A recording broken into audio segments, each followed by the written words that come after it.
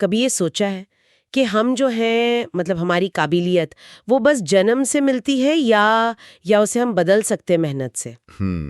ये सवाल तो बहुत गहरा है। हाँ, और आज हम इसी पर बात करने वाले हैं। मतलब ये जो सोच का नजरिया है ना, जिसे माइंडसेट कहते हैं।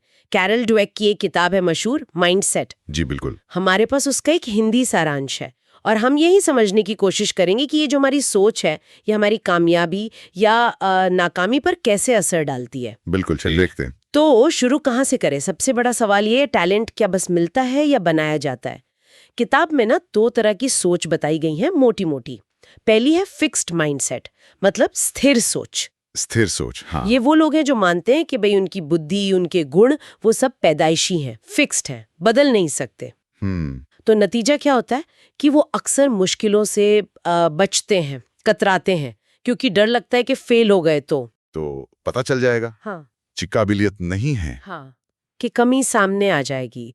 उनके मन में कहीं ना कहीं ये होता है, मैं तो बस इतना ही कर सकता हूँ, इससे ज्यादा नहीं। ये एक तरीके सीमा बांध लेते हैं अपने लिए। बिल्कुल।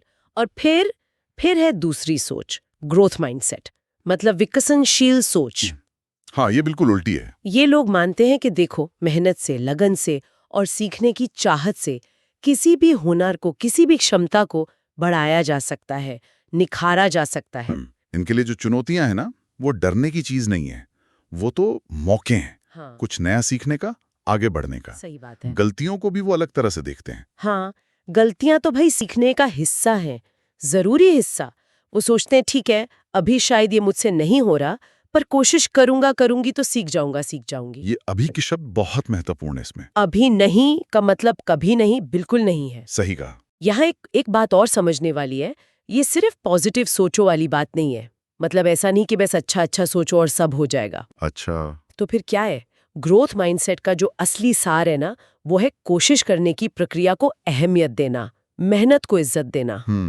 असल में कई बार जो फिक्स्ड माइंडसेट वाले होते हैं, वो तो मेहनत को ही टैलेंट की कमी का सबूत मान लेते हैं। अरे, मतलब अगर मेहनत करनी पड़ रही है तो टैलेंट नहीं है। हाँ, कुछ ऐसी सोच कि अगर काबिलियत होती तो इतनी मशक्कत क्यों करनी पड़ती।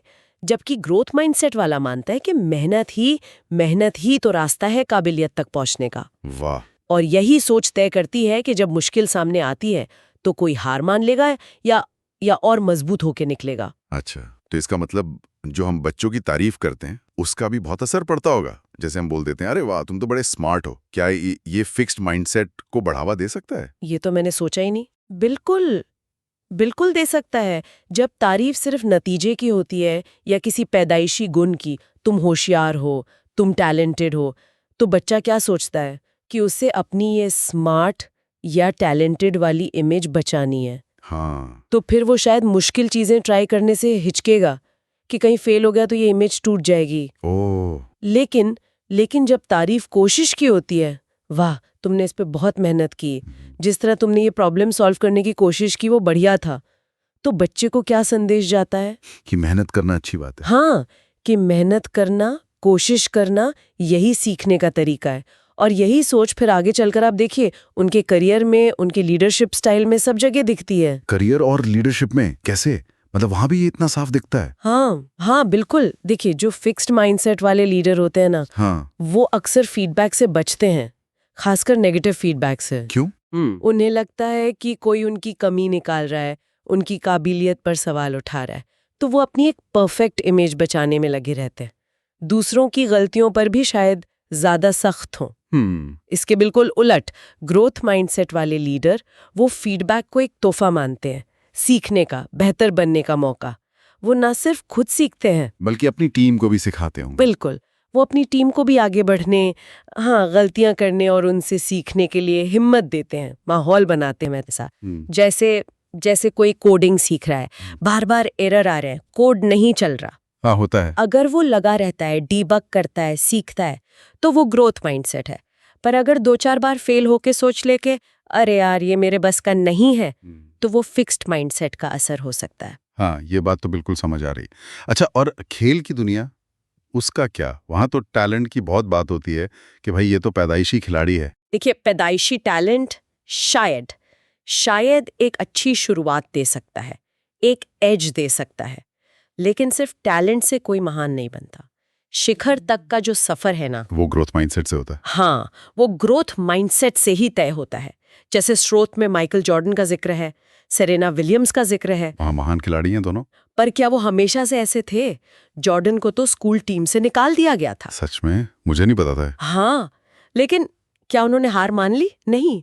लगातार प्रैक्टिस, अपनी कमजोरियों को पहचानना, उन पर काम करना, हर हार से सीखना, ये जो ग्रोथ माइंडसेट था ना, वही उन्हें लेजेंड बना गया। एग्जैक्टली वही उन्हें दुनिया के बेहतरीन खिलाड़ियों में से एक बनाता है। तो खेल हो या काम, आपकी सोच, आपका नजरिया बहुत मायने रखता है। कमाल है। अच्छा, ये सब तो ठीक है, पर निजी रिश्तों का क्या? क्या वहां भी ये फिक्स्ड और ग्रोथ माइंडसेट काम करता है? अरे बिल्कुल करता है। रिश्तों में भी ये सोच बहुत गहरे तक असर डालती है। कैसे? देखिए, जो फिक्स्ड माइंडसेट वाले होते हैं वो अक्सर सोचते हैं कि अगर रिश्ता सही है, मतलब made for each other type, तो सब कुछ अपने आप ठीक चलना चाहिए, स्मूथली, बिना ज्यादा मेहनत के। और अगर कोई अनबन होती है, कोई मुश्किल आती है, तो वो शायद जल्दी सोचने लगते हैं कि शायद हम बने ही नहीं एक दूसरे के लिए, हमारा मेल ही नहीं है। अच्छा। और ग्रोथ माइंडसेट वाले समझते हैं कि भाई कोई भी रिश्ता परफेक्ट नहीं होता, उसमें उतार चढ़ाव आते हैं और उन्हें संभालने के लिए कोशिश करनी पड़ती है, बातचीत करनी पड़ती है, एक दूसरे को समझना पड़ता है। मतलब वो मेहनत करने को तैयार होते हैं रिश्ते पर। हाँ, वो मुश्किलों को रिश्ते को तोड़ने वाली चीज नहीं, बल्कि उसे और गहरा बनाने, एक दूसरे को और बेहतर समझने का एक मौका मानते हैं। वो मानते हैं कि रिश्ते भी सीखते हैं, साथ साथ बढ़ते हैं। ये तो बहुत अहम बात है। तो मतलब अगर हम सारी बातों का निचोड़ निकालें तो कुछ मुख्य बातें ये निकलती हैं। पहली कि भाई फेल होना या नाकामयाब होना वो आपकी पहचान नहीं है, वो बस एक घटना है, एक पड़ाव है। बिल्कुल, जिसे सीखा जा सकता है। हाँ, और दूसरी बात कि जो मुश्किलें आती हैं वो असल में इशारा है कि यहाँ सुधार की गुंजाइश है, वो बेहतर बनने का मौका है। सही। तीसरी कि कोशिश करने से, मेहनत करने से हिचकना नहीं चाहिए, शर्माना नहीं चाहिए, क्योंकि सीखने का यही तरीका है। प्रयास ही कुंजी है। और चौथी, सबसे जरूरी शायद, कि अगर कुछ अभी नहीं आता तो उसका मतलब ये नहीं कि कभी नहीं आएगा। हाँ, अभी नहीं का मतलब है सही कोशिश और सीखने से आ जाएगा। बिल्कुल। तो संक्षेप में कहें तो कैरल ड्वेक की ये किताब माइंडसेट हमें यही सिखाती है कि हमारी सोच का तरीका ही हमारी जिंदगी की कहानी लिखता है ना? चाहे वो पढ़ाई हो, नौकरी हो, खेल हो या फिर हमारे अपने रिश्ते। सही कहा, ये सिर्फ जीतने हारने की बात नहीं है, ये उससे कहीं ज्यादा गहरी बात है। ये लगातार सीखते रहने और खुद को और अपने रिश्तों को बेहतर बनाते जाने का एक सफर है। बिल्कुल। और ये हमें एक और दिलचस्प सवाल पे सोचने को मजबूर करता है जाते जाते। क्या?